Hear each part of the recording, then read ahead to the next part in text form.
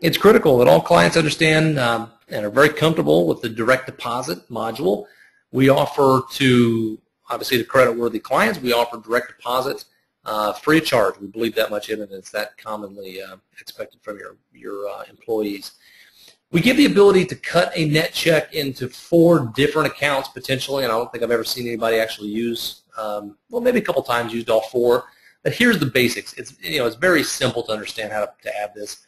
Obviously, I'm inside of an existing employee in this particular database. I'm under their direct deposit tab. Okay. When we first appear in the direct deposit section, these are set to none. We simply click and choose either checking or savings. That's easy enough.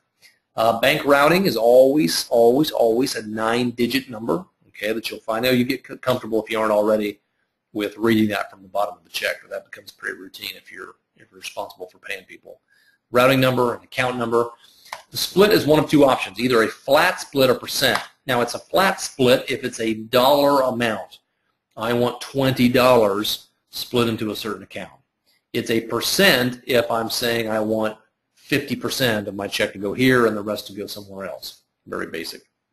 Depending on your answer to flat or percentage, this is going to either be a dollar or a percentage, but you type that in accordingly.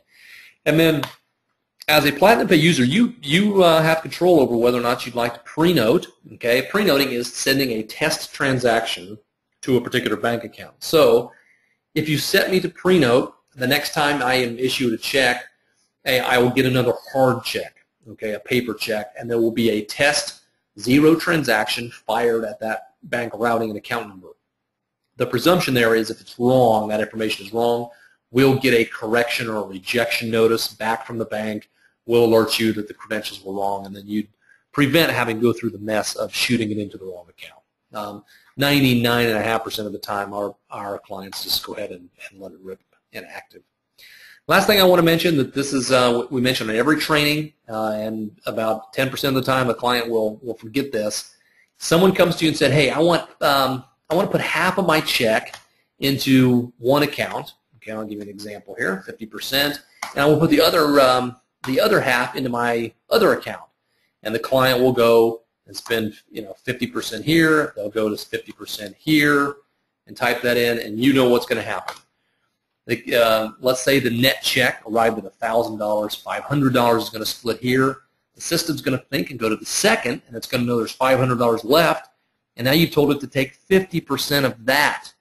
Okay, so $250 goes to the second account, and then the remaining $250 goes to a hard paper check. That's not what you want. Okay, so the thing to remember when you have a remainder account, meaning that everything else dumps here, it's always got to be the last one in the sequence, and it always, always, always has to say %100. Okay, that'll keep you out of trouble.